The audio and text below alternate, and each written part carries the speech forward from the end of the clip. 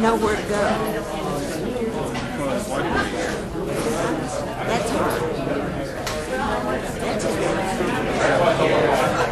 In the purple, that's taken care of.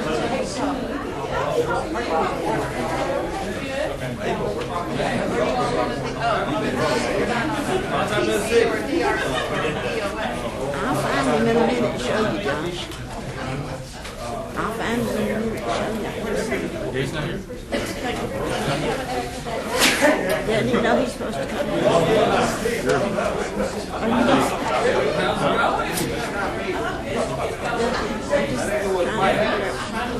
I can believe that.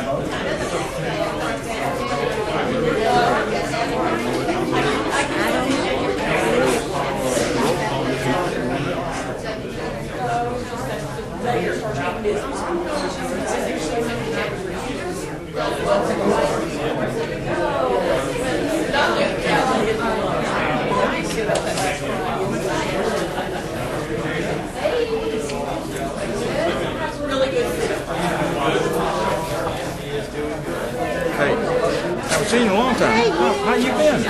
How you doing? I'm well. I asked about you, and Scott said, Joey who? Oh, terrible story. No.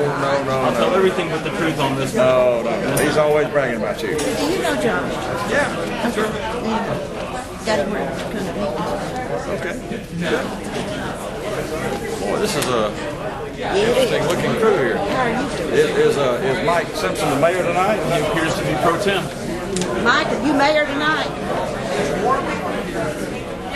Put coat on, sugar. And we thought it was just Alan saying because he had the flu. It must truly be the hot. Well, good evening, everyone.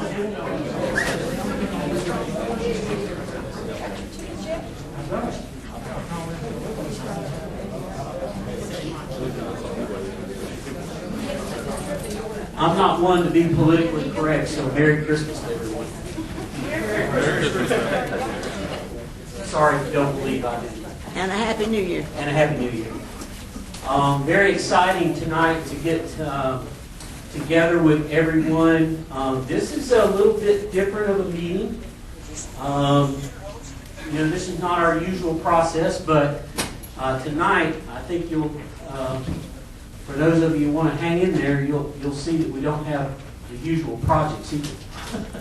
So, with that, I want to thank. I got a couple of council members here. I got Ms. Dimick here, and I've got Powell there. I want to say thank you all for coming out. And for all the extra citizens that are coming out, and in particular our board members, we're going to make you work for your supper here tonight. Okay, so really appreciate you taking the extra time. We apologize about the fact that we are working during the holidays, but the project schedule just kind of called for that.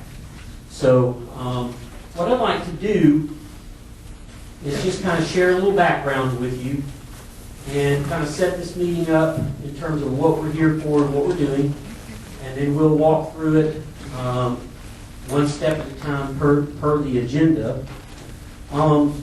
The city staff has been working on some exciting projects, some for a lot longer than I've been here, and some since I've arrived here. And so now we're getting to the point where we are in a position to maybe move forward and share some information with the community and with you, because you're very important as part of our advisory boards in this process. We rely on you for your feedback, and really appreciate what you do, the extra effort you put in behind the scenes to be our partner. There's some things that I want you to understand about the projects tonight. Here are all the things that the projects have in common. First of all, they're very complex and they're very large scale, the projects that you'll hear about tonight. They're very financially attractive to the city. And then the last thing is there's a very real possibility that we will be under construction next year. And the fact that I just checked my watch and it's December means that's not far. So that's really exciting, and I think it's really a tribute to the kind of community that we have here, and the fact that the development community is beginning to see us as an attractive alternative. And we have tried hard as a staff to work behind the scenes to make sure that the development community knows they're welcome here and that they can get their projects through the system. They can rely on us. They can count on us to work through their issues and concerns, and we just want to be that kind of community. The things that I will tell you that the projects don't have in common, the ways they're not alike, is that they're in different stages of the process. As you know, development doesn't happen overnight. It is a process. It's involved attorneys and engineers and studies and evaluations and data and building permits and all kinds of things. Bankers. Anyway, that's why we're working at Christmas. But anyway, they are at different stages of the process. So the two projects you'll see tonight, that's the one thing they don't have in common. They're different points. And the second thing is there are some engineering and construction challenges, and they're a little bit different from that perspective.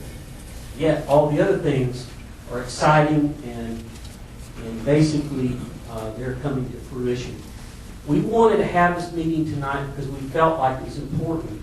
We're going to have major development in the city, major projects, very complex projects, sophisticated projects, that we just stop and pause and have an orientation.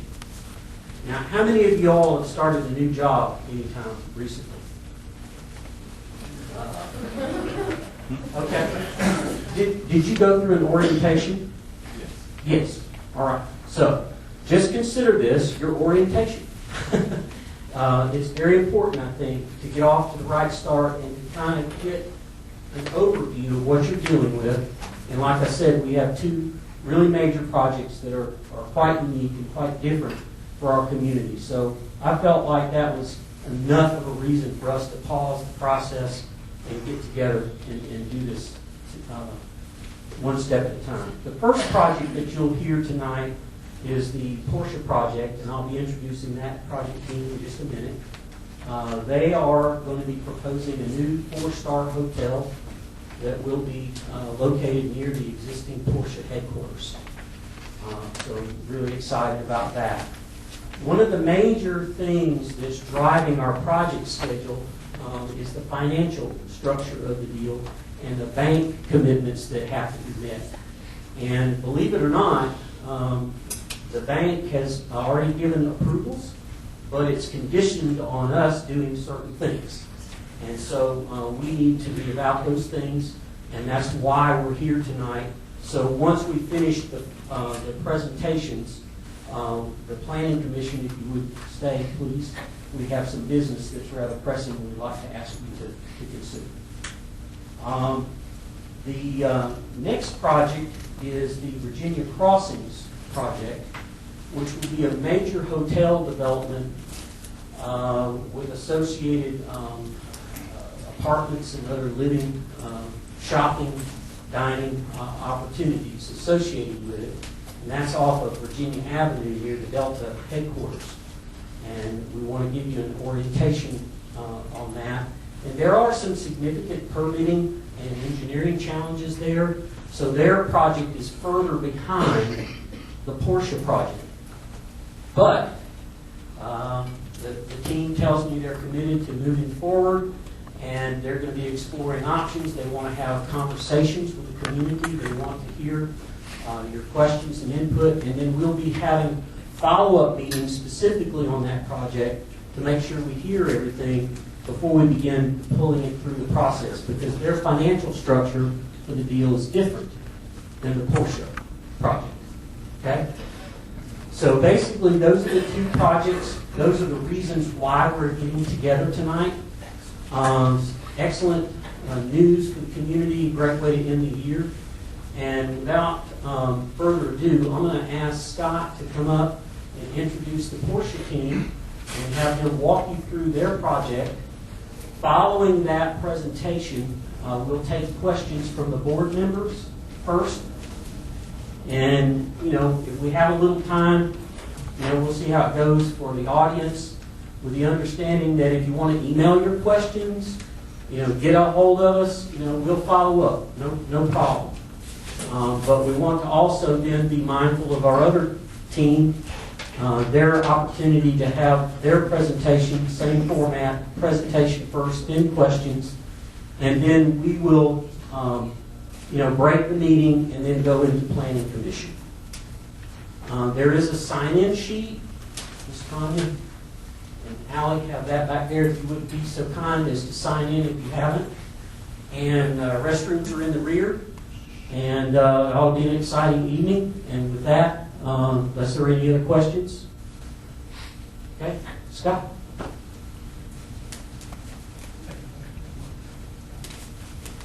Thank you, William. Can you hear me? No. It's hard. Just hold it up. Okay. Maybe I could just. Can you hear me now? No. You got Okay. your mic. All right. So I'll introduce myself. I know several of you in the room because I've worked with you literally since 2007. But and a lot of you have really helped a lot in the Porsche project to bring the headquarters, of course. But that's old news now. Since May they opened, as you know, and this community's been very involved.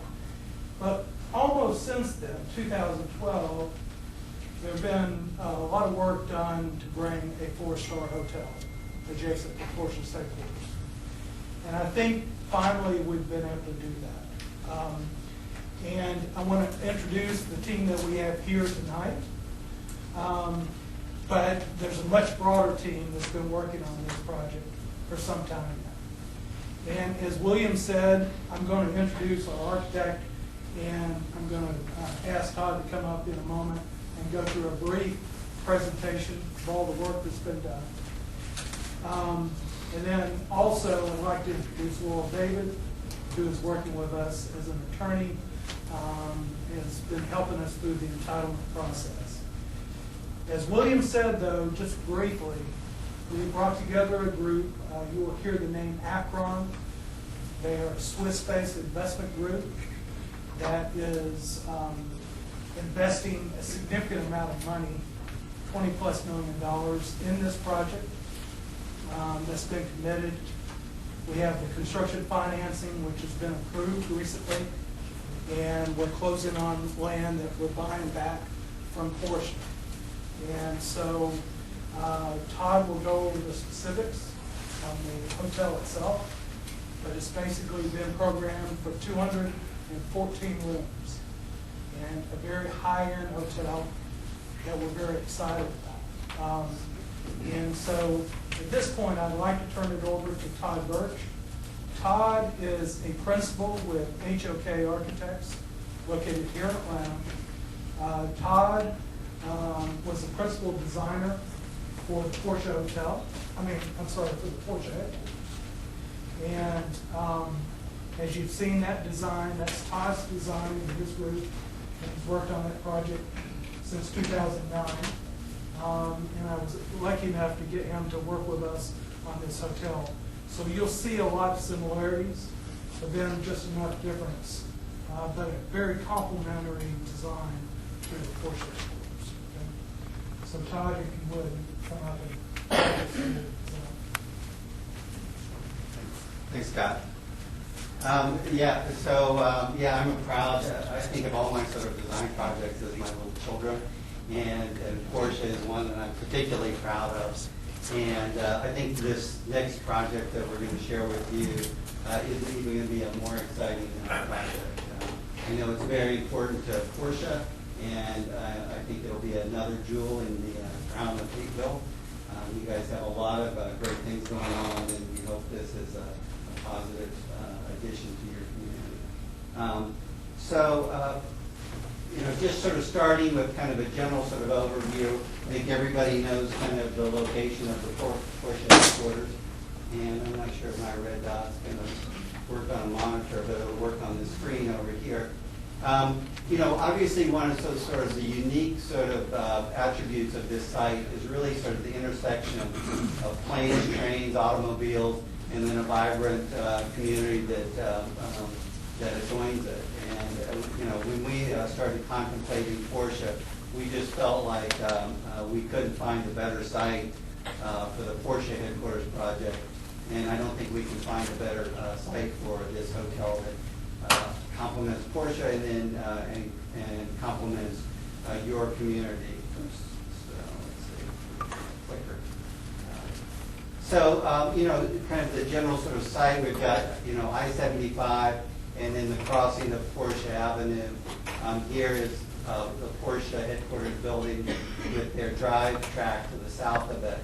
And then right adjacent to the west is the hotel site.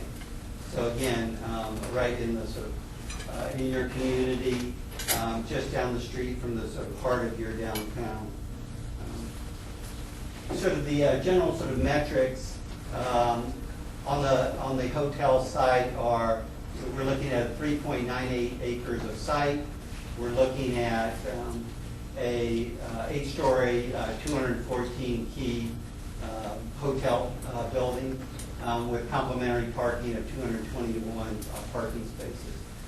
Some of the sort of site metrics of sort of a dedicated entry off of Porsche Avenue is kind of the primary entry into the site, and an entry off of Porsche Drive as a secondary sort of access into the development.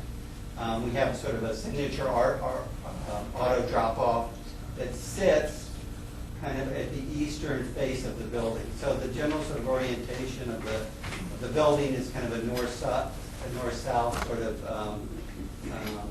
crescent-shaped building, and the auto drop-off sits here to the east. We also have, you know, service areas that support the building, 2 small service areas that are going to be sort of tucked into the building so that they're really sort of hidden and not sort of visually obtrusive, so that as you walk all the way around the building, all elevations will be elegant and beautiful, facing your community. Also, you can see, share with you a little bit of the design thinking as kind of this unique intersection of planes, trains, automobiles, and vibrant community. You know, we're looking to sort of celebrate sort of this, and not to overemphasize sort of Porsche, but this sort of high level, high quality, 4-star, 5-star service hotel with the amenities that you would expect that caliber of hotel to have. I think the hotel operator that's being brought on board, if we can name that, Scott, if that's okay, is the Capella Hotel Group, which is just one of the highest quality brands of hotel operators, not only in the country but around the world. They have just a wonderful chain, a small grouping of boutique hotels that celebrate each sort of location that they put a hotel in. So they're not, you know, to me, all due respect to the beautiful sort of chains that we have, they're kind of a hotel that really sort of celebrates the unique character of individual communities and sites. So we're obviously trying to complement the Porsche building, and it sits right next to the Porsche headquarters. So kind of the architectural language is picking up on sort of the materiality of the Porsche headquarters with things like glass, metal panel, and some sort of unique sort of shape and forms to the hotel. This is kind of a first image that shows the relationship of the hotel, which is this structure right here, this crescent-shaped building, its relationship to the Porsche headquarters building. This being Porsche Avenue, and how they're sort of arranged to work together, both sort of from an operational perspective and also from just a general massing perspective. This is a view from the north, looking back at the hotel here to the right, this structure, and this is again Porsche's headquarters. One of the ambitions of the hotel was really to provide as many sort of beautiful views to everything from the Porsche track to the airport to your community, so that as you rest in this hotel, you can look out your window and see the surrounding environment, which you know, the beauty of everything that we have here in Atlanta, highlighted by the beautiful trees, which every time I fly back into Atlanta, I say, Atlanta and Hapeville, what a great city we live in. Not all cities have that natural amenities. But you can see in this sort of elevation rendering, the sort of general sort of shape and form of the hotel. We've kind of organized it in kind of a tripartite configuration with a base to the building that really sort of houses all of the nice amenities of restaurants, coffee, bar, fitness facility, and a conference center in the base of the building. And then sort of the main body of the building really houses or accommodates all of the sort of guest rooms for the hotel. Up on the roof, we have the sort of special guest rooms up here on the roof, and we also have an event space. So it's an enclosed event space in this location. It's an outdoor terrace that will look over the community, over the airport and track. We think that would be a really sort of special place to have a good party at, let's say the least.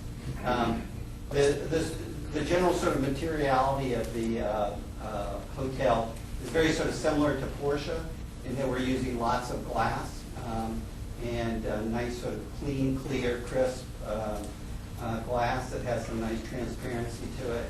We're using a metal panel as the similar to Porsche that has a nice sort of crisp, clean nature to it.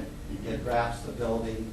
And then on the base of the building, we have concrete and stucco that really sort of accents that base as sort of a plinth for the structure.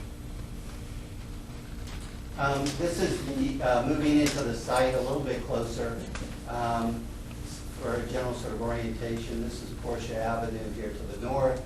This is the corner of the Porsche headquarters kind of peeking out in the lower right. And then you see sort of the crescent shape of the hotel located here. The primary sort of entry is right to the north off of Porsche Avenue, and the principal parking is to the west of the hotel structure. On the east side is kind of the auto drop-off, and the two sort of entries into the building are both from the west and from the east into sort of the central lobby space located here at the part of the building.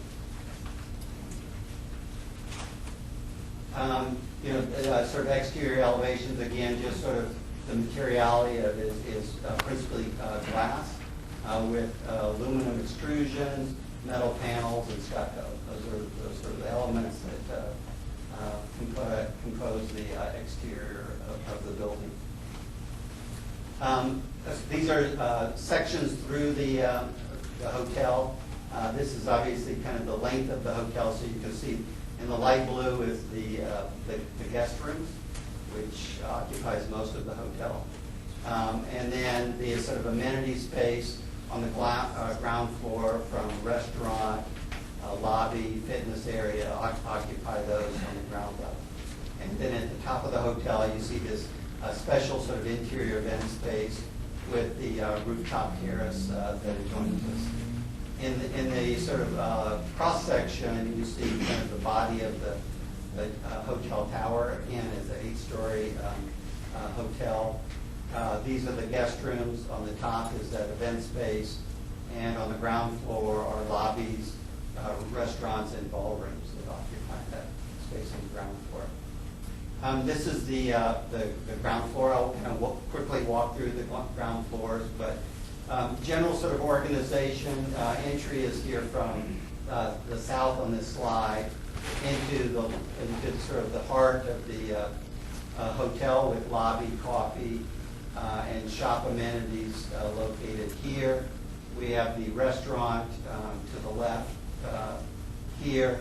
And it's principally sort of located so that it would have views to the airport and the Porsche track as kind of a special feature for that restaurant. To the right is the pool and the indoor pool and the fitness area located here. And then behind that sits all the support space that's needed in a hotel to create a five-star sort of experience. To the north on this slide is the ballroom and meeting center associated with the hotel.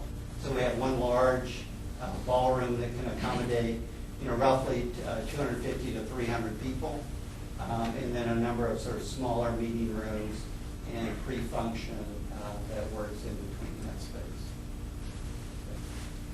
As we go up into the body of the tower, you begin to see sort of the guest room layouts. It's a combination of kind of standard double and king and queen type rooms, and additionally suites, larger rooms located here, with kind of a central elevator bank that gets you up and down the building.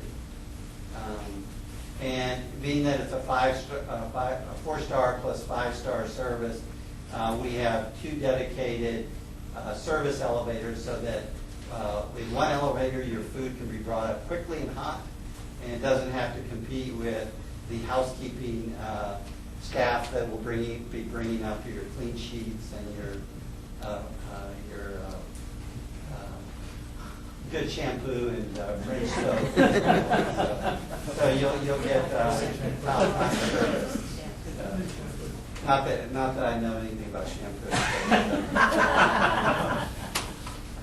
And you'll see sort of as we move up the tower, kind of the configuration changes slightly on each level to accommodate sort of different room types and room counts. So again, these larger blue spaces are suites in the tower, and then the standard rooms are smaller elements in the tower. So that's the 3rd floor. 4th floor is very sort of similar. As we move up, 5th floor, etc., etc. And then we get to the 7th floor has the sort of signature room, the presidential suite located here, or the mayoral suite, depending on how you want to look at it, is located in this corner. So that I'm sure that will be a really special room to have. As you get to the top level of the hotel, you have general sort of rooms down here that include suites and some standard rooms, and then you have an event space on the roof. About half of the event space is enclosed, so that it could be protected by weather. And then on the wonderful sort of nights that we have in here in Georgia, you can go out onto this roof terrace area and enjoy the outdoors as a part of that experience. These are a couple of the sort of general sort of layouts of the room. They're going to be sort of high quality, high finish rooms, standard sort of king and a double queen room with all your sort of amenities of showers, restrooms, baths, and the accessories for a hotel. This is kind of a typical layout for a suite, which would combine a very sort of elegant sort of lounge seating area, and then the bedroom associated with that. All of these rooms will have nice glass on the perimeter, looking out towards your community. We're kind of in the early phases of the interior development. I just pulled a couple of slides together to show you sort of the modern expression that our interior designer is looking at. So very sort of modern and contemporary. Again, very sort of high quality materials throughout the hotel. And that's generally the hotel that we look forward to bringing to your community. So we'll turn to board members' questions, and I'll leave it up to you and Scott to answer. They get really tough. I think Miss Charlotte's first. I saw her hand first, so I'm going to go from there. All right, go ahead.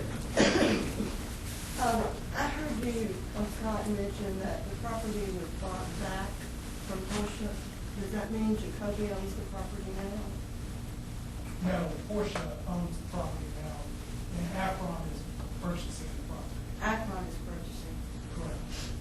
That relates to another question I asked. Will people come in through off of Porsche Avenue? Will they come in through that gate or that area that has a guard there at the Porsche headquarters? Well, the principal entry is just down the street to the hotel, so it's not the Porsche entry. There is a additional sort of entry to the hotel off of the Porsche Drive before you get to the security gate. So if somebody comes into Porsche, they're coming to Porsche, but they're going to be staying at the hotel, they would come in Porsche's Drive, take an immediate right, and go into the hotel. Do you know if the hotel will be operated with a preference given to Porsche visitors versus the general public? I think there's no preference, Scott. As long as you have the money to make Yes. it. If your credit card clears for Well, that's important to know. I mean, my impression is Porsche is a definitely participant in this project and has interested in having their visitors come and stay here. But it is not going to be the only or the majority of the occupants in this hotel. So I think the development team expects to draw others to this hotel other than Porsche for sure. I just want to say, I'm not only impressed with the design, I have some specific questions that I'll ask in planning and committee, but I'm impressed with the design, and I'm really impressed with the fact that you're bringing a first-class conference center to our community. I can see all sorts of applications for that. Thank you. Any questions about that one? Do you know what portion of this project is in the city limits of Hapeville? Is it part of it? Is it the parking? And do you know if, obviously they're going to be coming into the Hapeville site because that's far enough down that your gate will be there, but how far down before it switches to city limits? This project is all in Hapeville. No sharing. Yeah.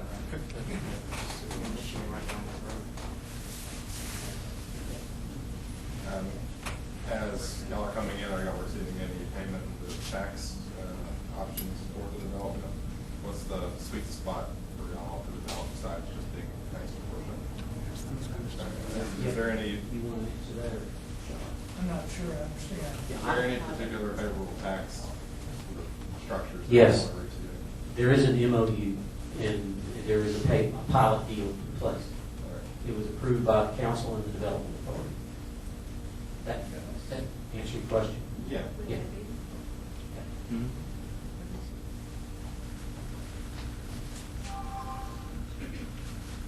Other questions? Okay.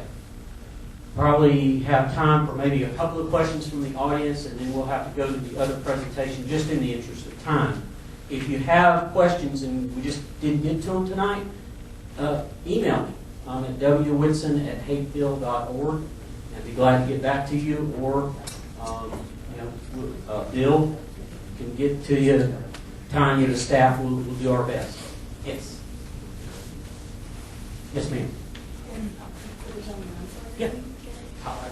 Todd, how many restaurants do you anticipate being able to service the hotel in terms of the guests and room service, as well as, that's one question, as well as the people coming in and having dinner for and lunch and dinner? Right, so we anticipate there will be one restaurant with the hotel. And it will also support that kitchen, and staff will additionally support the conference center, and will supply meals for guests in the hotel, but also it would be principally focused on outside visitors coming to the restaurant. That's So, slightly better. right. Just one restaurant, that seems like wouldn't seem like it's adequate enough to be able to provide that kind of service you're looking for, particularly room service. Right, right. Well, I think it's working with the Capella Hotel Group. I mean, they're very experienced in finding that sort of right balance of what they feel like supports kind of this high-quality environment and kind of a signature restaurant that is complementary to their hotel.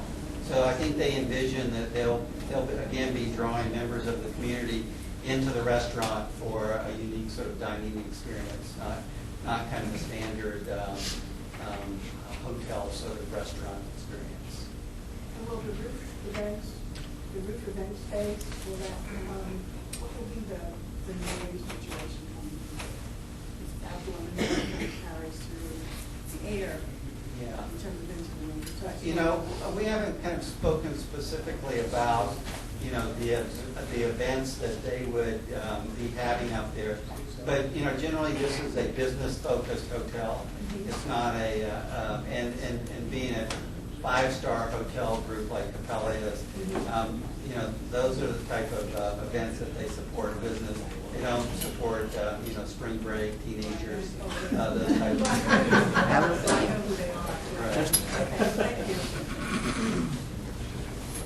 One more. Yeah. To the city manager, what is our MOU with this group, please? It's a memorandum of understanding, and it basically spells out the payment in lieu of taxes structure, and then that basically, you know, we can give you a copy of the document. You can take a look at it. You know, I would think the first 5 years are structured to provide tax breaks on the tax side of it, but there are zero breaks on the $half side of it. And as far as utilities are concerned, the city receives revenue instantly, so from the opening of the hotel. So from our perspective, it's an attractive deal. For the development side, it's an attractive deal, and obviously passed the test of the banking community because they've got a loan already committed, rating made out of a bank in the West somewhere. Thank you. Yes. Okay. Thank you. All right, with that, what we'll do is I'd like to introduce Steve Morgan, who will come forward and kind of share with you the second proposal. As I said, the Porsche Hotel, no pun intended, is a little fast out of the gate, and they're in front of this project, but this group is committed to coming forward as soon as they can work through their engineering issues. They are also working through their design issues. They're open to input, but they also are quickly moving towards a 2016 start date. So we're pretty excited about it, pretty excited about this project, and feel like this also will be a major impact on the community. It is what is determined. You may hear the term DRI, which means Development of Regional Impact. And so it's that large, and we think it's going to be pretty substantial. So with that, I'll turn it over to Steve. Steve will introduce his team, and we'll follow the same format. Thank you, Wade. I appreciate the opportunity. Is that working? I'm not used to sing in Hollywood. But we appreciate y'all coming out. And I'm Steve Morgan. I'm an Atlanta native. Grew up here with Georgia Tech. Sorry.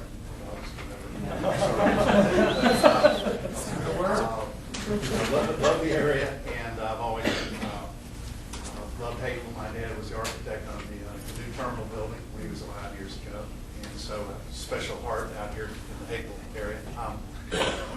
Just a quick background: we've got when we started pursuing this project, we wanted to put together a really good team, and so we kind of parlayed off the Porsche people. We've got a really great engineering team and Kinley Horn. This site is laden with engineering challenges, and our architect is Rick Standard with KPS, and our attorney, the same attorney that we're using to help us through navigate through some of the issues. Our site, The current uses we plan are in the urban village designation, but they don't fit in the box. They spring out of the box. It's a big development. And it's of the size and caliber for a reason. One, it's got to economically be viable, and two, we see demand for the different uses. I've handled the building behind it for 3 years, the big Delta IT building. It's 289,000 square feet. I represented the buyer who bought it from Delta Airlines, and he bought it at a very attractive price, and he was very interested in buying this site, and he thought he could buy that site at the same price as that site. And anyway, a long time went by that I saw demand continuing to increase. I saw the Porsche did, the Aerotropolis, and all these wonderful things coming about. So about 4 or 5 months ago, Hilton Inns got word they wanted to do an Embassy Suites on this side of the airport. And the owner of that property, I happened to represent on some property down in downtown Atlanta, came to me and asked would I be interested in looking at putting together a venture to develop that. And I asked him, did he want to be a part of it, and he declined. We negotiated a sale price. I have a development team. My partners, 2 partners aren't here today. They're out of town on another project, but we'll be at we have a neighborhood meeting, or our next meeting's Jim Kegley and Steve Bowen. They sold their technology company in 2014. They've been involved in real estate for about 15 years on different projects that they own. We have a major project on the Beltline at 10th and Monroe that is very political. It's 10 years in the making. And we decided we wanted to deploy capital somewhere that it would get deployed and people would appreciate the desire we have to build a quality project. So that's the site there. To be clear to everyone, it's I know the neighborhood here is not a real favorable site right now, but it's going to hopefully become a very favorable site. It's 9.1 acres. We want to do an Embassy Suites hotel, 230 rooms, full service with a banquet facility, 40,000 square feet of retail that will be in the front, circling the fountain. And I'm going to have a site plan up in a minute, and 35,000 feet of office above that. So the hotel, and then we're going to have a residential component, plus or minus 200 rooms. We're in discussions with a major residential developer right now to be our partner on that. We'll have an executive parking service, which we'll explain a little later in our site plans and elevations. And we wanted to come to the city early, and we're well into our due diligence. We're 60 days into due diligence, and we're at that stage where we wanted to get in front of everyone, and Williams helped us do this, to say, you know, we're here, we think it's a real project, we hope you're excited about it, and we certainly are, and I'm going to turn it over to Rick Standard and let him walk through. Laurel is our technology person and expert, and she makes this company work, and she's going to walk us through the next series of slides. Thanks, Steve. As you can tell, we've got a good size site, good proportion site. It's not a geometrically challenged so much. The setbacks off of Union Avenue are pretty consistent there. And certainly with Delta headquarters as an anchor, it's a real place, a real starting point for the city, we think. Go ahead, Nick.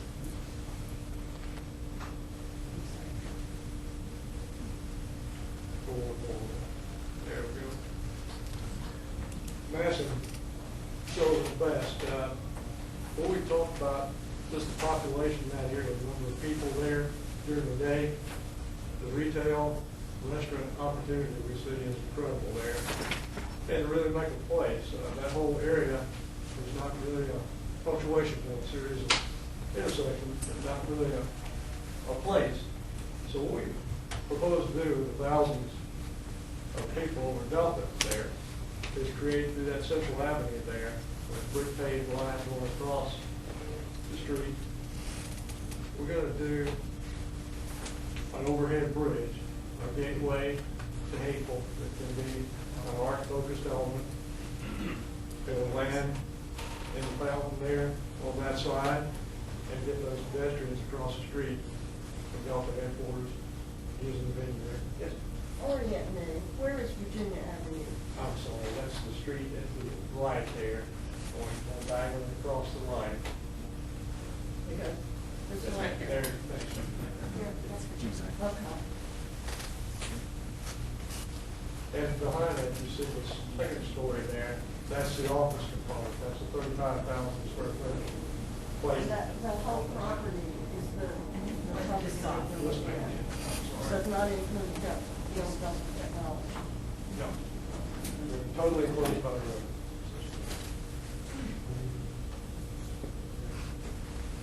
See the red button there? Thank you. Those red dots scare me. Yeah.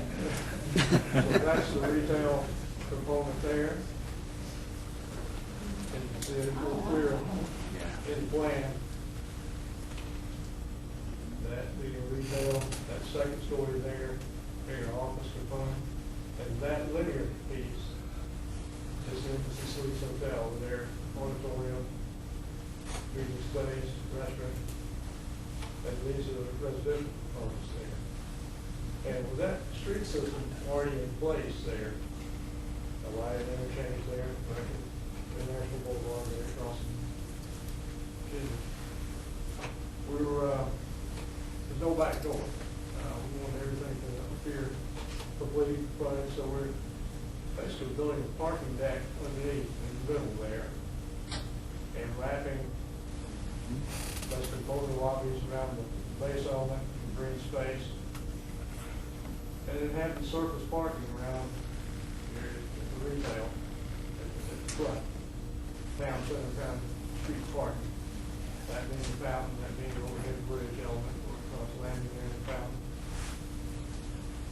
And from that point, the entire plaza, you see, all the main building lobbies are all pedestrian level plaza on top of the parking, so you never see the parking deck.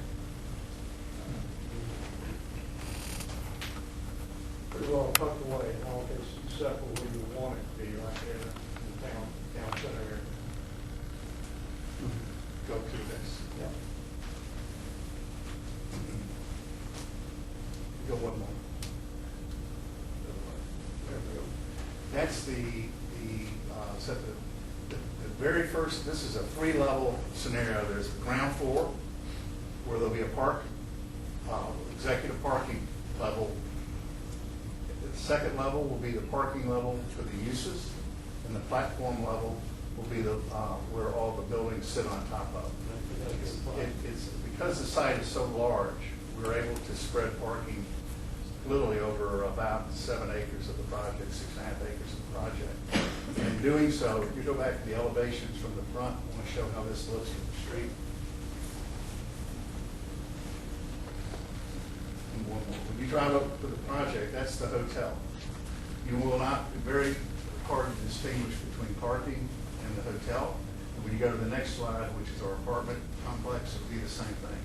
So the entire first and second floor that are raised up will be facaded like the hotel and like the apartments. Yes, sir. Is that similar to the facade that's on the, I think it's the Hilton and Suites Hotel that's, you know, where the basketball stadium is at Georgia Tech, you go across the bridge, there's, the building has a sort of elegant facade, you can't tell it's parking.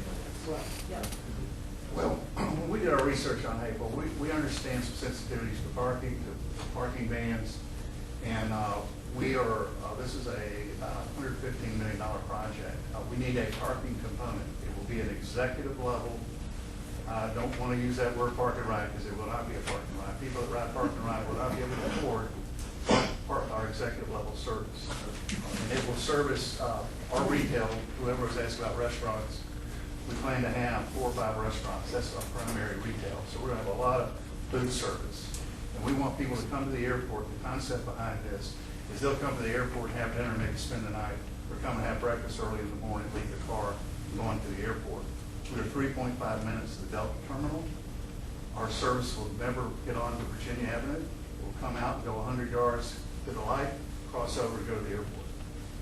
So it's a real clean, and the road system is set up perfect because our apartment dwellers will enter on the other side on Main, and our retail folks will go into the center, and the two parking decks raise up one and one.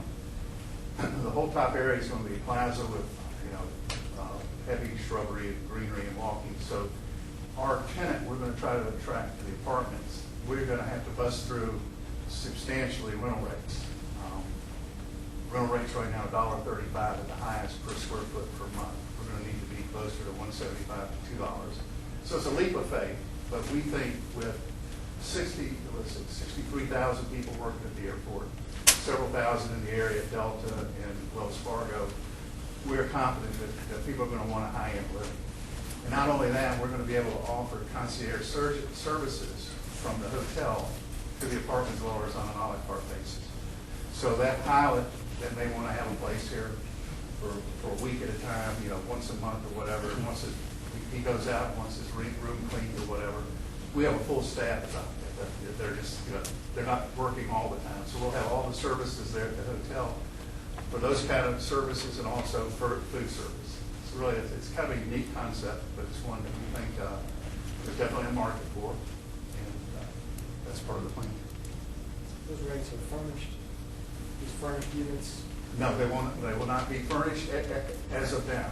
And it may be, we're in discussions with some users that may want to rent a bank of them for their pilots and their training, but we're not advanced. We're going right now on pure market intel that says don't do it, but we're going to do it because we think there's that demand.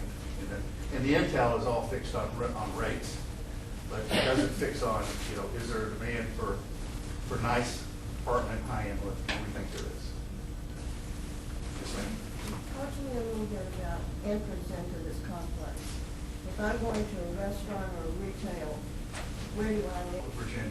There's no reason to go in the back. The dweller can't go. Go to council. Don't you have to do it? Steve, the attorney? Yes. And it was said to do on the first. Your signing a blank check, though, would be warned about the environmental concerns. We own it, though. If we own it, we own it. The city owns it, that's Yeah. correct, for the moment. And then the development authority owns it, which is a part of the city. So if we have the money, then we just give it to them. But my thing is if it was voted on by council, you do it. You don't not do it. It was a vote, consensus, make it happen. You said it, Steve. You said that you're my boss, we can make it happen. And you didn't. Neither did you, William. And it is disappointing. So I wanted to make a motion that we transfer the, well, we've already done it, so it's done. So I don't need to make a motion. It's done. Thank you. So what will happen? It doesn't even need to happen. Like, it's done, right?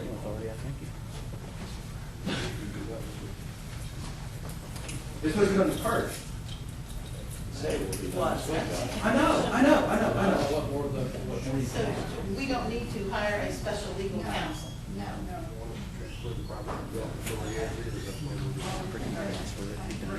You're running the risk of the environmental issue. We have it already. We have the environmental issue already. We already have it. We don't have a buyer. No, we don't have a buyer assuming that. You're not putting the public at risk. You don't let them know. You You better let them know. Well, I think We'll have a hard time getting financing without this environmental issue. Well, the city can give them funds to fix it. We're going to fix it anyway. Whatever we do, it has to go to the development authority. So it's either fix it now, fix it later. It needs to be transferred so we can put something in there. And if we have to pay the funds to the city, we'll find it. We're paying money anyway to do it. So. But we've had these two studies, and I read both of them. So, one of them says you can pick these options, and one of them says you can't. So, the EDP, I'm going by what I was told from the state agency, that unless you disturb those tanks, and unless they're leaking, there's no problem. I have a call into the EPD too. I called. All right. So you're going to proceed with the transfer documents, Steve? Thank you.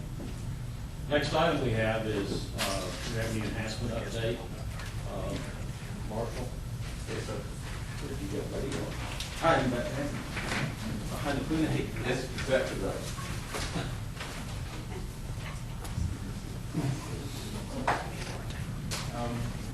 And hopefully respond to some of your. In the Atlanta Regional Commission, the ARC, their jurisdiction is 10 counties in the greater Atlanta area. We're both Greta and ARC, and we go through their process, their DRI process, development of regional impact, and that can take 2 to 3 months. Okay, one big component of that is the traffic study. Vehicular, trucks, pedestrians, bikes, all modes of transportation are heavily focused on during that process with Greta and the ARC. I will say, having done a lot of them, they will appreciate the mixed-use component. They love when you have residential and a non-residential product on the same site. They love it when the non-residential has both office and restaurant and retail. This sets up really nicely for what these DRIs being mixed use all in one site. It sets up nicely. That will start in January because we have to go do car counts, traffic counts, count cars. We do a traffic study. Detailed site plan will be a lot more detail required on the site plan during this process. And again, that's a 2 to 3 month process with Greta and ARC. Okay. William, will we have to do zoning on this property? I don't think the zoning is an issue. We might open that. Yes, there is a density bonus that will be evaluated by the local government. But as far as the base zoning, I don't think there's any. No, still in urban village. Okay, other questions, real quick? Yes, ma'am? I won't get into a long list of questions because you know I would have them, but I actually live in that neighborhood and serve as the neighborhood association president for Virginia Park. And so, as you alluded, that there's been some history with that property, that the traffic impact our neighborhood. And I'm excited about it. I think, it's just over the top, but I would love to have neighborhood meeting and invite, there's several neighbors who do live there who came out tonight, which I'm excited about because that means they're interested. But I think the biggest problem is the unintended traffic flow where you've set it up well where you intention people to go to Virginia Avenue, but what we experienced last time that there was a parking lot being run there is that people still got off on the other side of the neighborhood because they're coming from the north and drove through.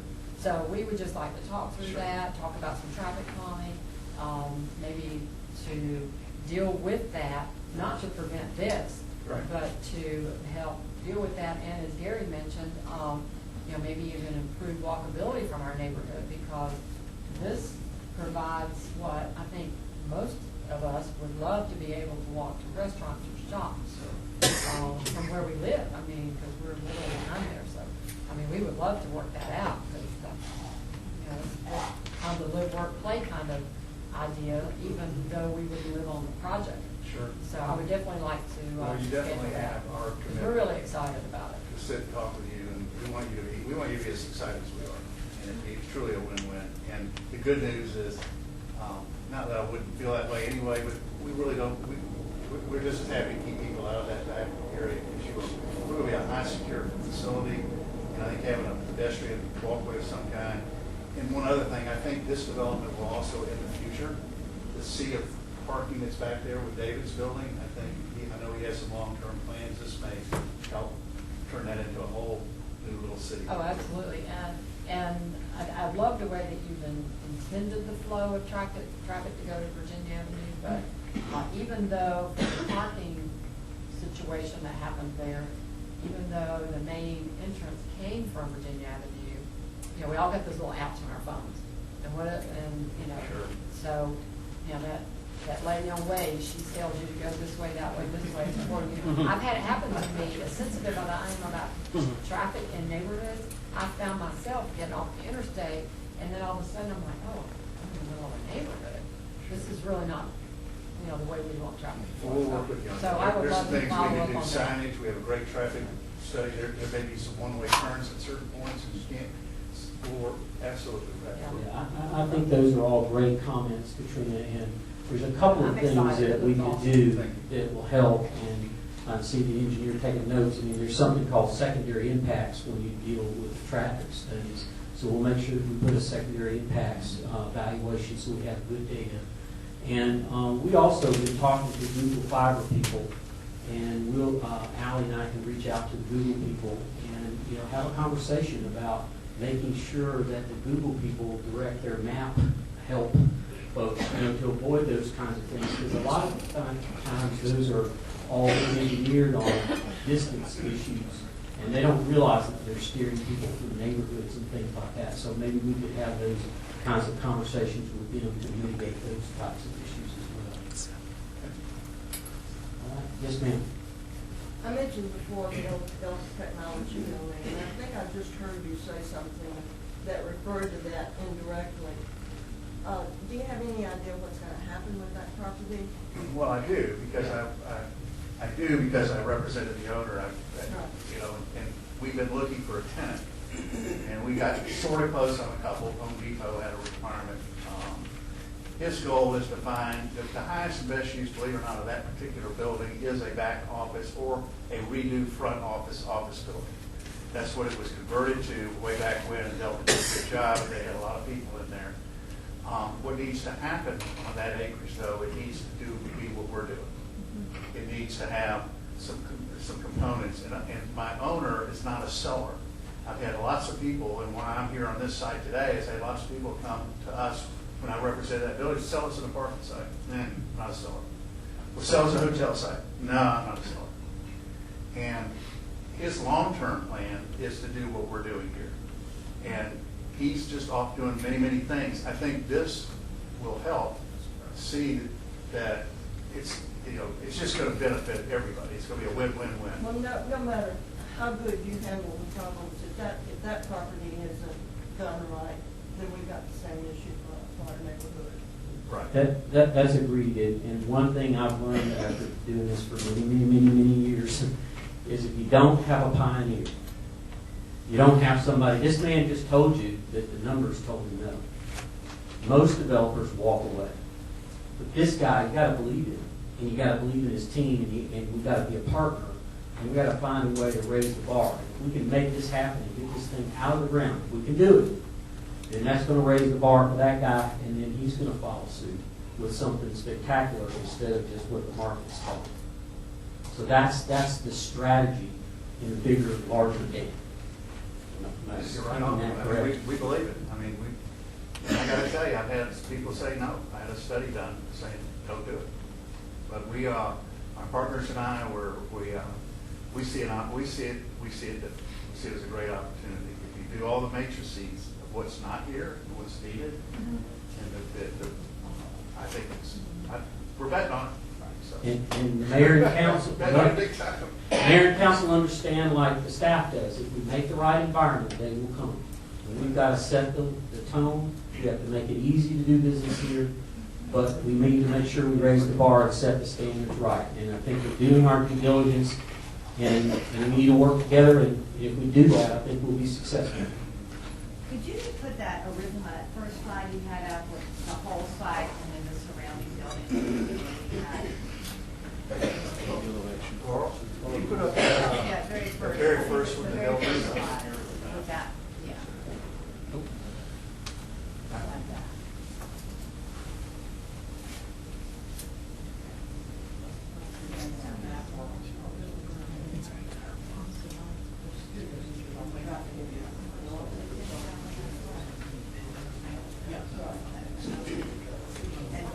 One other brief comment.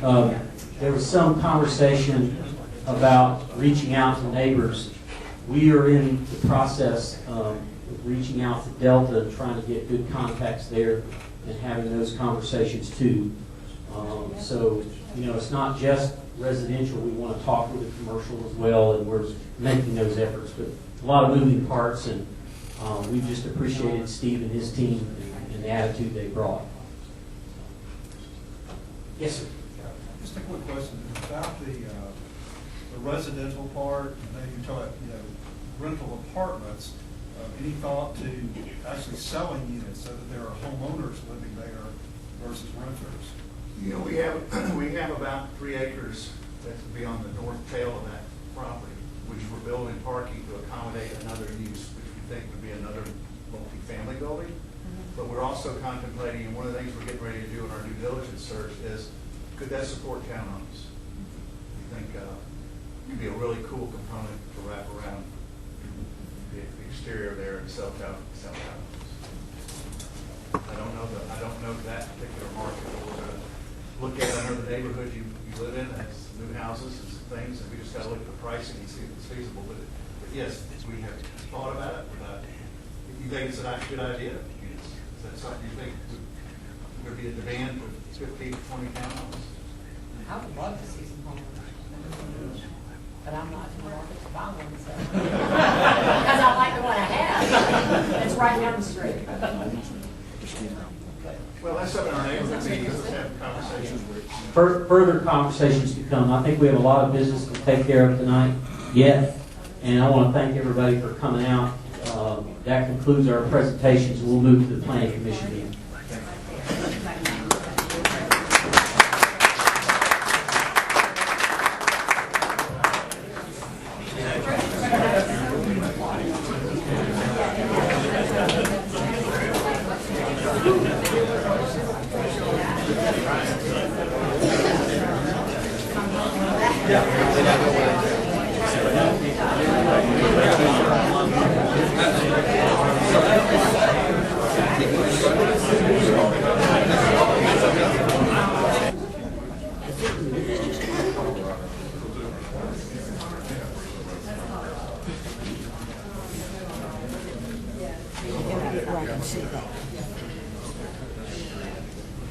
Is that your brother? What? Your meeting doesn't happen tonight. My meeting's not happening at all this week. Oh. We already had our meeting regarding the Souls Hotel. Ours was last week. I can't keep it. In your hand, it's already gone. Cute.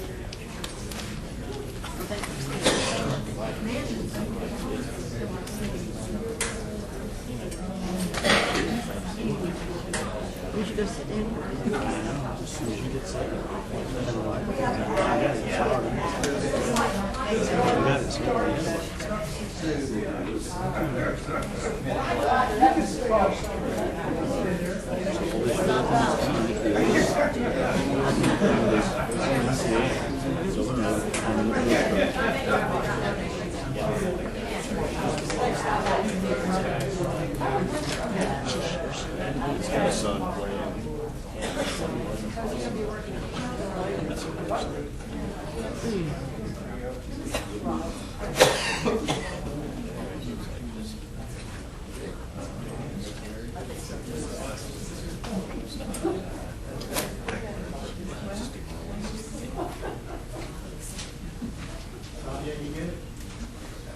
All right, let's call to order tonight's meeting for the Planning Commission.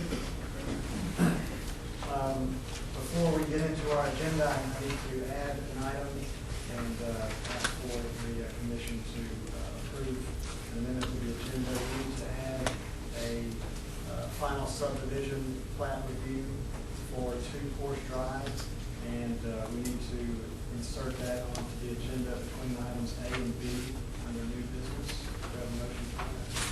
So, second. All right, any discussion? All right, I'm in favor. All right, that's approved.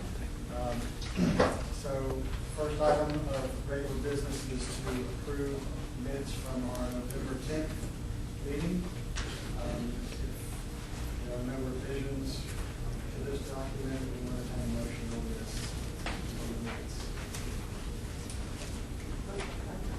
I'll make a motion to approve the minutes.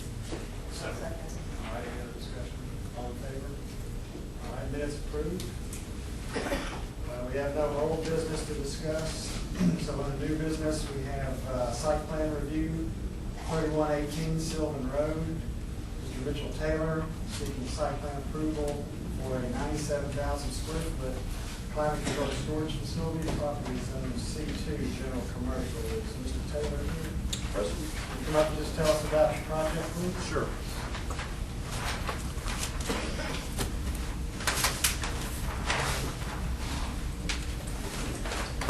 And in terms of visual, I have a flash drive. You might be able to-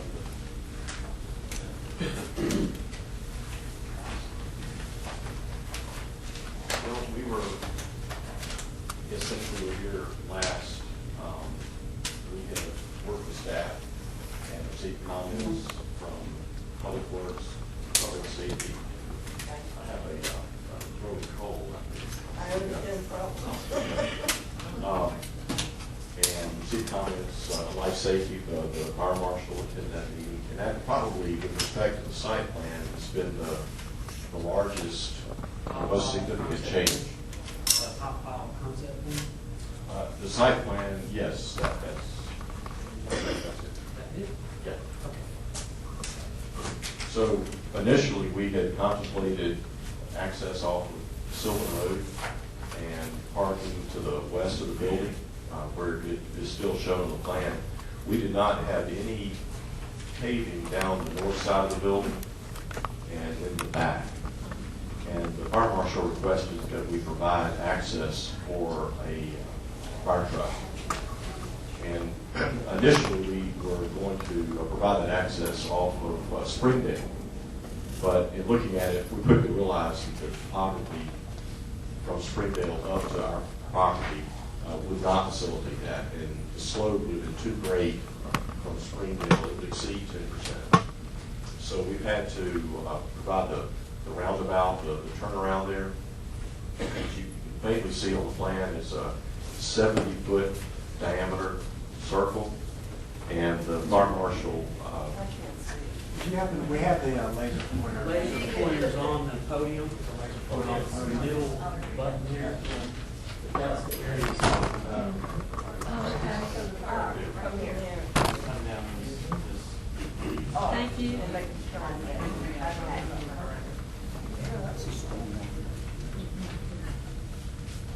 So, with respect to our discussion tonight and the interior landscape requirements, obviously that created more paved area, but our the landscape plan that we have revised and submitted, we believe addresses the additional square footage. So we hope you'll find that we're in compliance with your requirements. If not, we're certainly very open to any discussion or changes that you might come up with.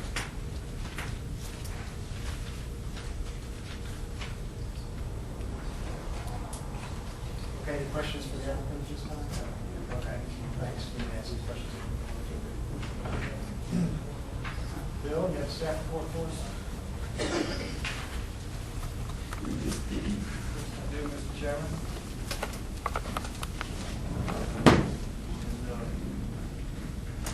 Mitchell was making revisions.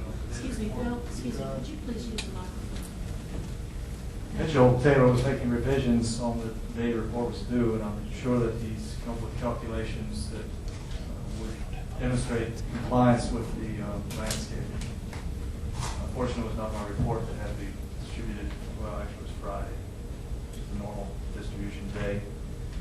So there may be some deficiencies in the report in your package that have already been addressed. We can sort through those. In your packet was the climate-controlled storage facility ordinance that established standards. We wanted to ensure that we didn't get the single-story, million garage door, mini warehouses, which are not permitted by ordinance. We did want to accommodate this, particularly since it involves a property that's been vacant for decades. So the standards that are in that ordinance number 2015-14 have been met with loading spaces, employee parking. Parking requires full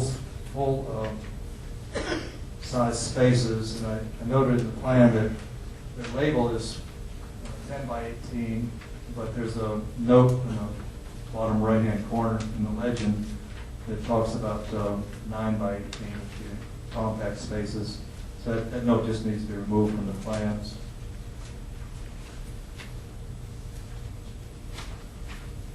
For those of you who didn't know, there's several restrictions on the materials that can be stored on the property, obviously no hazardous materials.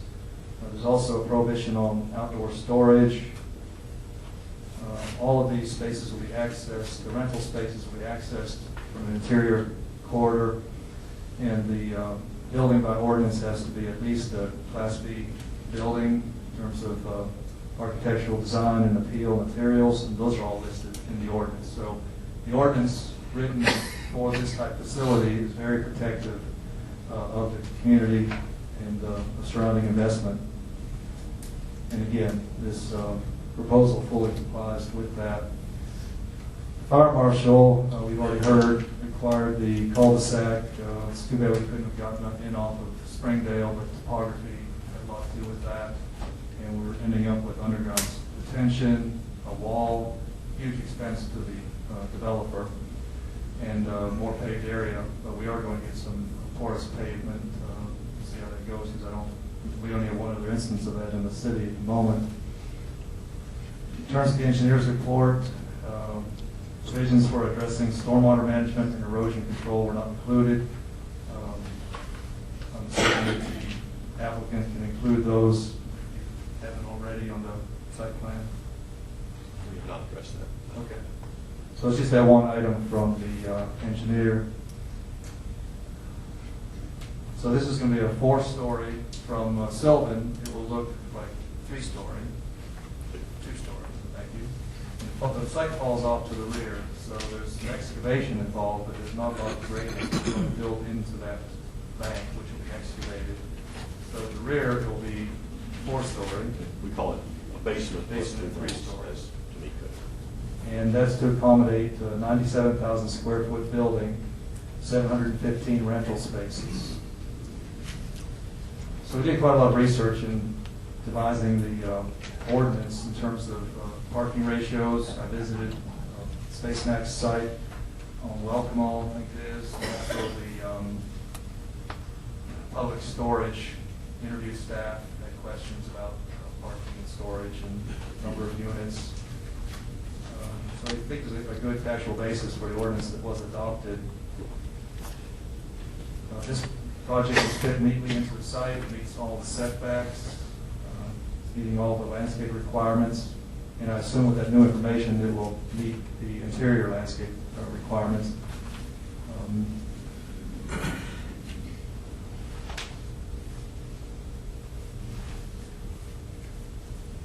Mitchell and I discussed the dumpster screening, and I think it's going to reflect the materials on the building. The plan has been revised, the site plan, and shows a masonry surround to match the building brick with a pre-finished metal gate. Thank you.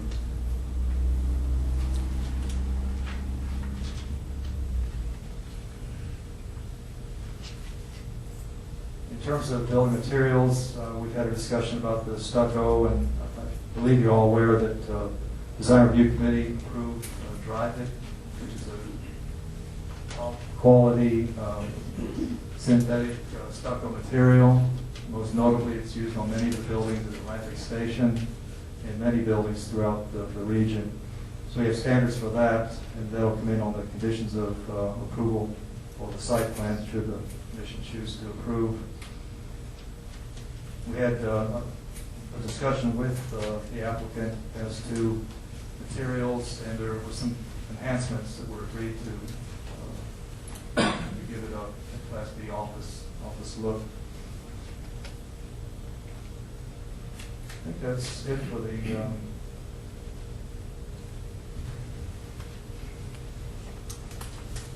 for the deficiencies.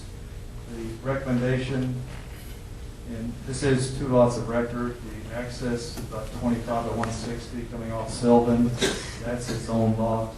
The applicants have agreed some time ago, initial discussions of this project, that they would combine the lots into one lot of record. That'll be a subdivision plat that will be brought before you at a later date. Conformance of the stucco finishes to Dryvit materials and installation standards recently accepted by the design committee. I think those entail about 7 pages of specifications that we have on record. in compliance with any appropriate conditions identified by the city engineer, which was just that stormwater, which we heard Mr. Taylor say that he will make that addition to the site plan. So this is an application for site plan approval tonight, and I'm happy to answer any questions if you feel that about it. The two plots that they have to combine, is that track 1 and track 2 on here? Yes. And it involves the driveway in? Right, yeah, that entrance for whatever reason, separate lot of record. And Bill, will the ordinance be presented to council at the next meeting? Or do they have to see it? It's already been adopted. Okay.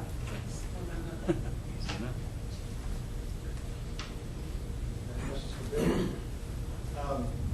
This might be more for the applicant to answer, but if you submitted the dumpster enclosure, do they have that, staff have that? Yes, it's on the last. As Bill said, we were going back and forth and feeding information, and the last plan that was submitted had that indicated, as well as the pervious pavement, the pervious pavement that we've committed to at the bottom of the hill at the turnaround. We've had issues with other dumpster doors not closing and just remaining open for all to see. Would you be opposed to having some sort of spring mechanism that keeps them closed? So the wind's not blowing open, that sort of thing? I think as long as they're functional, I don't think we'd have a problem with that. If you have an example, we could certainly get our contractor to look at it. It's just something that pulls it closed when it's. Our tenants don't typically use the dumpster. It's really more for us. So it really doesn't get a ton of use, but we'll be glad to explore that. As I said, if you have an example that you could show us what you like, we could. Unfortunately, we don't have an example. Oh, this is something you want us to be the guinea pig. Yeah, right. We like you to be a pioneer. We have examples of what we don't want. We don't have any examples of what we do. Maybe we can patent it. No, there's plenty of examples, I'm just saying not in the city of Lake. We obviously want something that's industrial and will hold Yes, up and not yes. create a safety hazard also. It's more just the hinge mechanism that just pulls it back and it's. I like a straight one. Yes. But those are really big, heavy doors, so that's, in terms of safety, we would have to make sure that that's safe. So we are very open to exploring that in a proactive way and try to work with you on that. Okay. I'm sorry, have you made the revision that you referenced to the parking spaces, the notes, That, I know we did on the landscape plan, we masked it out.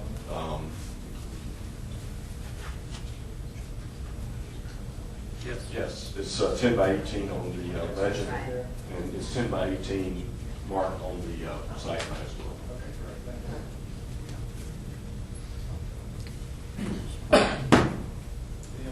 And just to confirm, if I'm driving on the interstate and I see this building, it looks like a 4-story office building. We have a rendering if you'd like to see it. This is what we showed to the staff. What I do?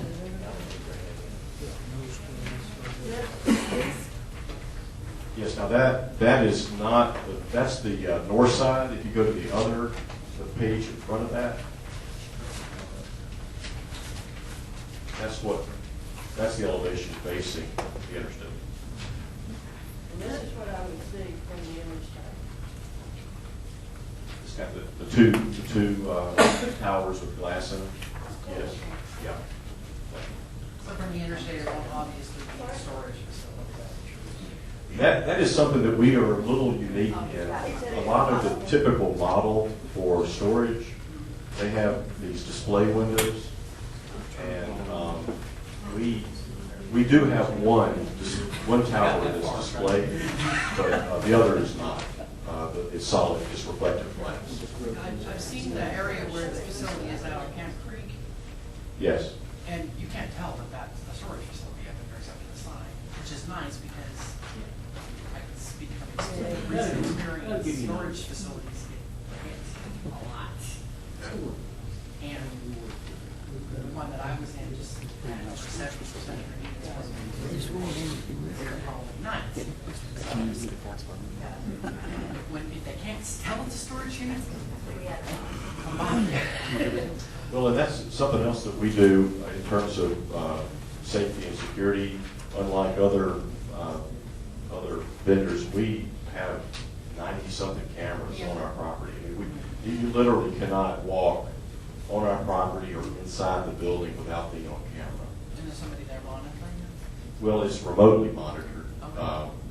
Correct, there's a feed off-site, but so that also creates a sense of security and tends to keep people out. We really haven't had anybody break in. We had one break in at the Welcome Law site one time, and that's it.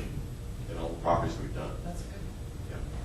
Let me confirm, is this what it looks like from the other side? That's correct. Well, that's not that. Bill said east elevation, so I thought that was.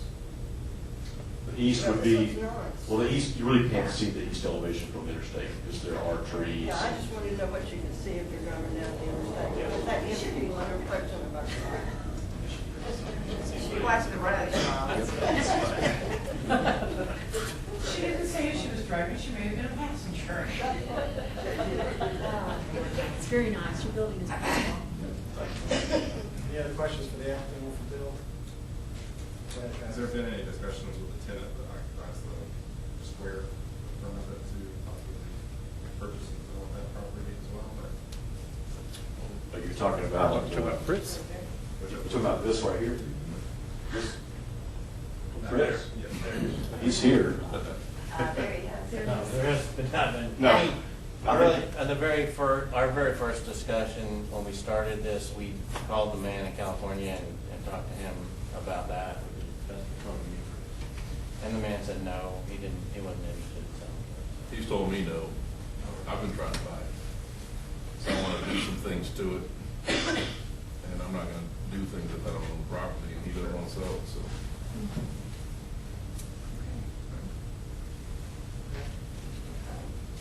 Clarification for Bill, you have in your recommendations, the combination of the two lots. We need to be specific, that's a final subdivision plan.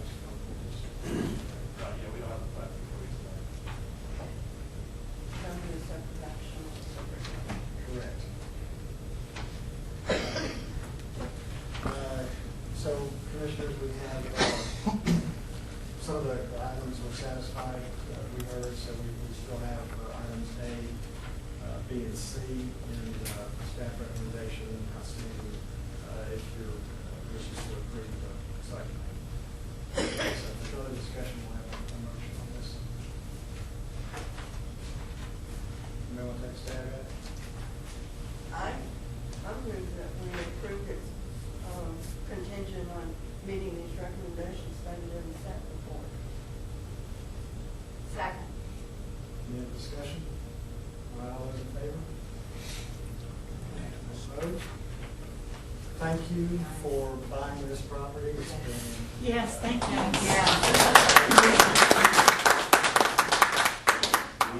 Just an update, we have started the abatement of the asbestos in the building, and that's obviously the beginning of the end of that building.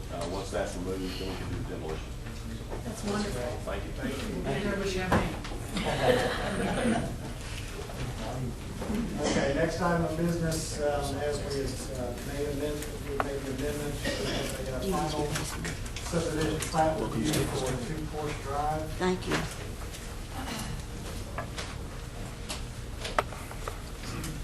State your name for the record, please. My name is Mona David with Gallery Law Group.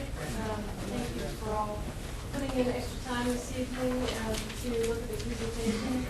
Fortunately, they did a good job of the presentation. We're not going to spend a long time telling you about the project. So what you have before you is the subdivision request. This is going to allow the property to be subdivided from the 30-acre portion tract so that the purchase and agreement can be finalized. Property can be purchased, sales going through at the end of this month. So we know that the city's been very patient with us as we've been getting new documents, providing them as quickly as we can, and getting you new documents. So we really appreciate that. just a couple of things. The actual subdivision plat shows a little over 7 acres. 3.98 of that is where the hotel is going to go, and then there's another 3 and a bit acres that would be for future development. The entity name is, if you want to point out, is Avalon 2 Porsche Drive Atlanta LLC. I think, Scott, there was a typo there. It should be Hapeville LLC and not Atlanta. But I think we all know that the project is wholly within the city limits. We have added the 6 spaces that Bill had brought up in the staff report last week. As far as I know, we've also had all the other comments that were brought up. In the application, we are asking for an exception to the build-to line to Porsche Avenue. We have been asked to push the building back to allow a 24-foot fire truck access to be able to circumvent the city, go around in order to get to the back. So that was the main reason for that. We'll be presenting to Design Review Board next week on the architectural materials. But I guess the first item is the subdivision plat. Thank you. Any questions for the applicant? Bill?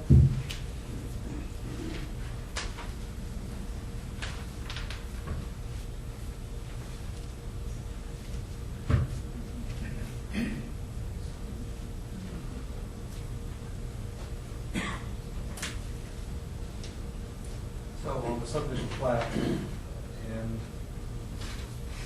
we try to go through this and figure out what was added to the plat that I did not open. I had one plat, I reviewed that toward the end of the day today.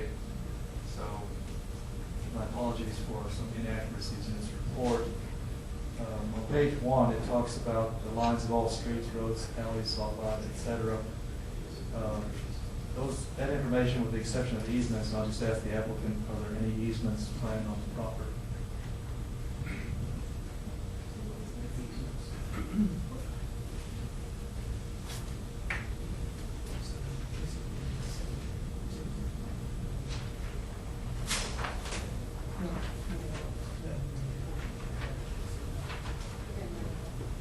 We'll have sanitary sewer on the website. So no easements. All right, so please ignore the information that's not provided comment on item A. The next item, the standard is met. Understand this is a check. Excuse me. This is a checklist from the subdivision ordinance. In effect, item C has to do with the meets and bounds description. It's labeled on the plat. Monuments such as iron pin set are provided on the plat. Names and location of adjoining subdivision and streets. Now, I see the streets are on the sheet that I did not view. So we can cross that off? Then I want to check the ownership.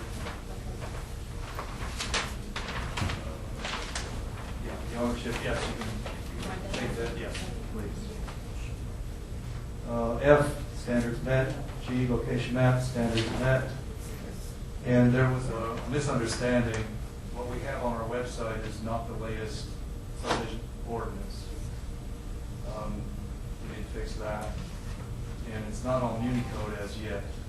I'm not sure what the schedule is on that, but the certifications that are the owner's acknowledgement, the city engineer, the planning commission chairman, planning commission secretary, all of those certifications are from the old subdivision ordinance. And what we need to do is have them drop in the new subdivision certifications. They have that via email, so it should be an easily addressed revision to the plat. So starting with H through I, J, and K, it's a question of taking the block from the new subdivision regulations, which were adopted in 2014, dropping them in on this plat, and it will be in full compliance. Starting with H, right? Yes. Yeah, there are 4 different sets of certificates. fire marshal has endorsed the site plan, and I would assume that with the plat, which has less information, we do not have comments from the city engineer as yet, having just gotten the plat this afternoon. So I would recommend that we approve with conditions that would include any stipulations cited by the city engineer. I'm sure his memo will be forthcoming probably as early as tomorrow.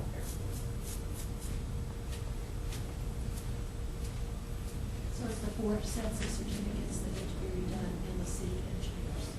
Yes. Yes.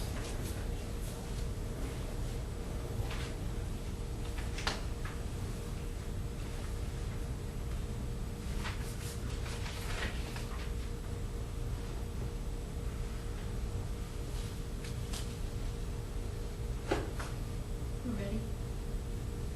Okay, any questions for Bill? Yes. Bill, is this 3.25 acres shown here as the option tract vacant? Is that the only property that portion now has that's not developed? As I understand it, the option tract was 30 acres. That's what I thought too. That's correct. Yeah, so this is. So there's more land that belongs. There is, to the south and to the west. Exactly. How much of it's in Hapeville? All of it. All of it. All of it. We're on a roll.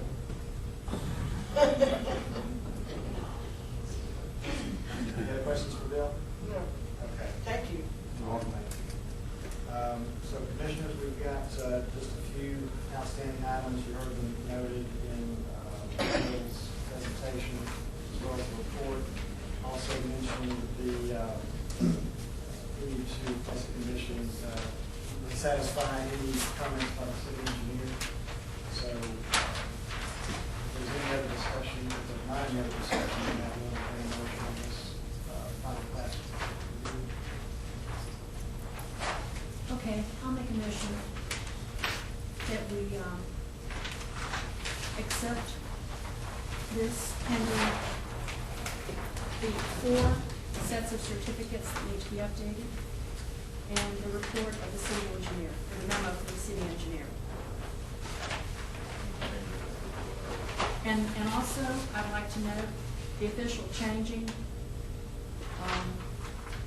of the name of Akron 2 Forest Drive, Hapeville LLC. That's the correct name. Very nice. All right, we have a motion. I'll second. Sorry, if we consider that was a change in jest, because the actual entity name is Atlanta LLC. That's really bad news. They didn't, I changed all my papers. check for me first. Sorry, I'm literal. So I'll make a friendly amendment to that. Make a friendly amendment to my motion, yes. All right, any other discussion? All in favor? Let's go on to the site plan review, please. Bill? Yeah, we already heard from the applicant on this. Yes, and from the architect, we have all the statistics for the hotel under findings. Looks like a wonderful facility. In terms of deficiencies, I understand, though I've not viewed the deficiencies that are identified in the report. I was expecting a narrative sort of addressing your comments on this, but I should have known from an engineer. I mean, why was I surprised? There's a new site plan was submitted, but we had this plat and the site plan. Looking at those, I went with the plat and didn't realize that the site plan had all of these changes. So we're going to, Laura and I work together to go through and make sure that beginning on page 2 of 8, there's a landscape plan. You know, we require 10% of the interior paved area to be landscaping. You have to know how large that paved area is. And then we make the calculation of 10% of that, and there's 1 tree per 250 square feet of landscaped area for the interior. Perimeter is the same thing, and you know that calculation, which is done with GIS mapping. And so we get our count on landscaping. There's a sheet for landscape plan for that.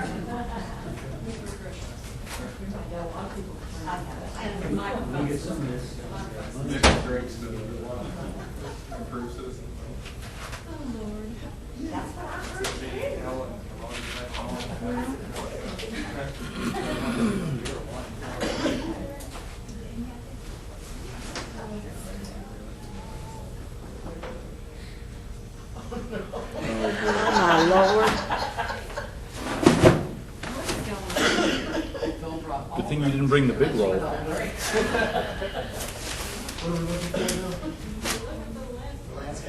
That's got all the report to DRC. We do not have a landscape plan.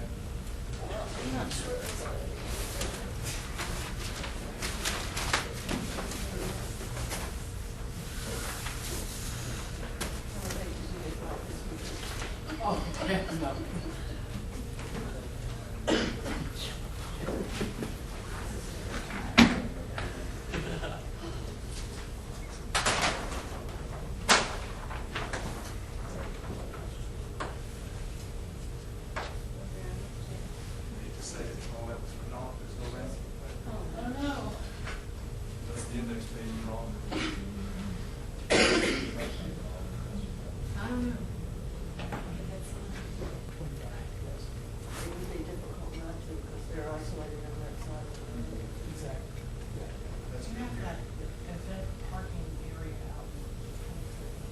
Yes, Porsche built that on a temporary basis. I believe that's what you're talking about, that's adjacent to the headquarters now. They did, they built that, as you remember, for the grand opening. Right. And now they've used it for their employee and other events. They plan to keep that for a short period of time, even as we build the hotel. They plan to keep that there, and then we're looking at potentially with a second hotel for the other site, having a deck that would be in between. I don't want to, but that's all in the future. So again, to answer your question, that'll stay in a temporary basis. I just have one last question, because we haven't actually seen the landscaping plan, but we have staff comments on that. Just as it relates, it sounds like you're in compliance. My only concern is just the parking lot that's close to the front of Porsche. Just that there's enough landscape screening so that we're not seeing just a sea of parking. I mean, you got trees spaced every 250 feet. That's not quite enough. So I'm just wondering, is there a plan for either shrubs or other trees to give more of a landscape buffer around that visible sign from the street of that parking? And first, very quickly, I want to apologize that you don't have the final landscape plan in front of you. There was a landscape plan. And I also want to say thank you very much for staying tonight, obviously, but also your effort up to this point. It's been a mad rush for us. So we all very much appreciate that. To answer your question, yes, there is some screening now. Are you asking from Portia Drive or Portia Avenue? I'm talking about, you've got a small perimeter of space around your property line where looks like maybe you got, I don't know, 40 feet or so between the edge of the curve of the parking and your property line. And on the renderings, it looked like you had some trees. I know it wasn't an accurate rendering, but it showed trees spaced out. But I would like to see, just enough planning so that if you're driving along Porch Drive, you're not looking at a big parking lot. But you have some buffer there, and you can see the nice hotel. Yes, okay. The answer is yes. Okay. And yeah, I would like to show you on the landscape plan what we have, but yes, I can assure you that we will have the screen along here, especially for the surface parking. Correct. I understand. That precedent is set for the temporary parking was put in. During the talking about it. Should I ask him a question before he leaves the floor? Well, before we leave the landscape plan, I can tell you that the area between the street and the hotel, the northeast side of the hotel, is about 50 feet of landscape area. In addition to that, one of the streets here eventually, and then we have the railroad project, which will involve landscape street on the south side. Don't forget the $2 million landscape project. I haven't seen that in a long time. Is that still? It's still on. We need to bring that back. So the landscaping then is okay? Is that Right, yeah, it's well distributed across the rest of the park. It looked good everywhere else. I just was specifically didn't look like I see exactly. that edge. Yeah, so landscaping is addressed. So you're agreeing to do that? Yes. Thank you. Okay. Yes. I am looking at the drawings, A101, room schedule, guest rooms, and trying to understand the numbers. I see boxes in every room, and on top of the box is something that describes what it is, like a ballroom or whatever. And under it is square footage. But what are the numbers inside? They don't seem to make any sense to me.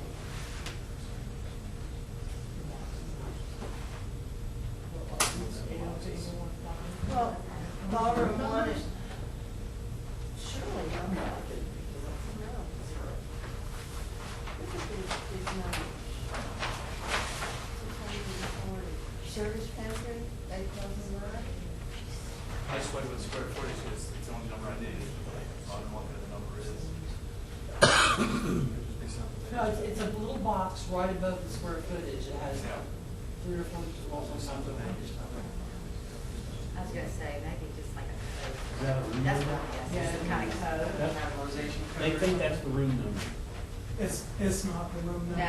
We have a room number 0. No, I don't think it's a code, like a usage code. That would make sense if it's a reference to a list somewhere else and you write something about the function. Yeah, I'm almost positive, and we have our principal architect here, so it's not an architectural. It references back to our, I'm almost certain it references back to our interior designer, okay, who was laying out each room.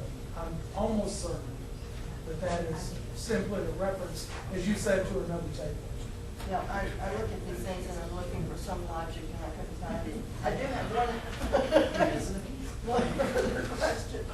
There's something called circulation, and it seems to be outside of meeting rooms. Is that just a place in the hallway where people go and just mingle, but they're not sitting down? It's like a miniature pre-function area. Yeah, I mean, that's basically an extension from the restaurant to the lounge space. It's like a vestibule, it's a, yes. So, do we only have then these 4 things, A, B, C, and D, they fixed the landscaping? Landscaping's okay, the parking shortfall's done. Was there an internal landscaping that was separate, or are we ready to go with the notion? Lucy, A is. We don't need it. A is satisfied? Okay. We just did it. Thank you. So it's just B, C, and D, right? Correct. And is there, I'm sorry, do we have anything else? I just want to say that whatever deficiencies were identified, will be subject to those deficiencies, including all the information that I had not viewed yet on the landscape plan.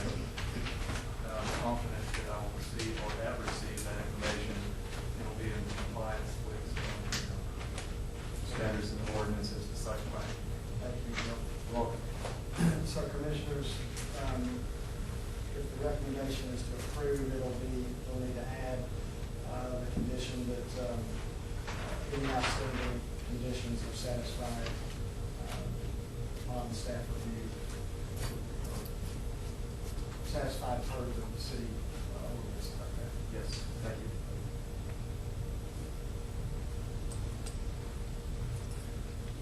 Lucy, you want to do it? Trying to, let me make sure I have this before I make it. It's subject to all outstanding deficiencies per city ordinances. As identified by staff. Or adding,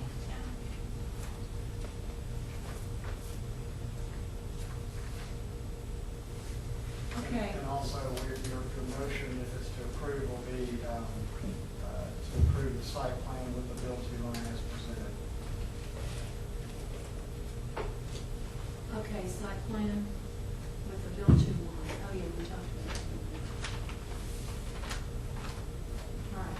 I make a motion that we approve the site plan with the build-to line as proposed. The conformance of the stucco finishes to dry-fit materials and installation standards recently accepted by the Design Review Committee. Compliance with any appropriate conditions identified by the city engineer. Submittal of a determination of no hazard to air navigation from the FAA. And subject to all outstanding deficiencies per city ordinances as identified by staff. All right. Do we have any other discussion? All right, all those in favor? All right. You're approved.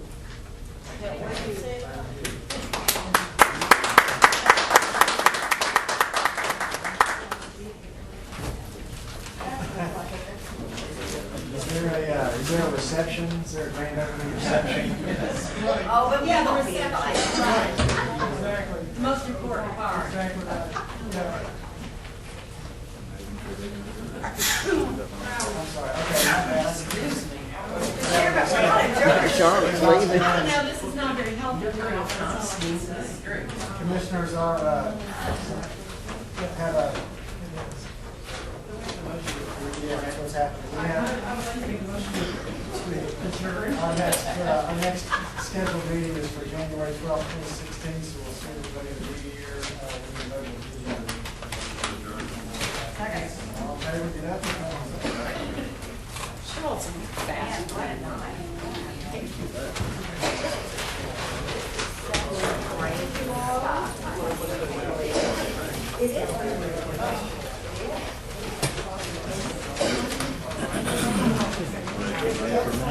We will.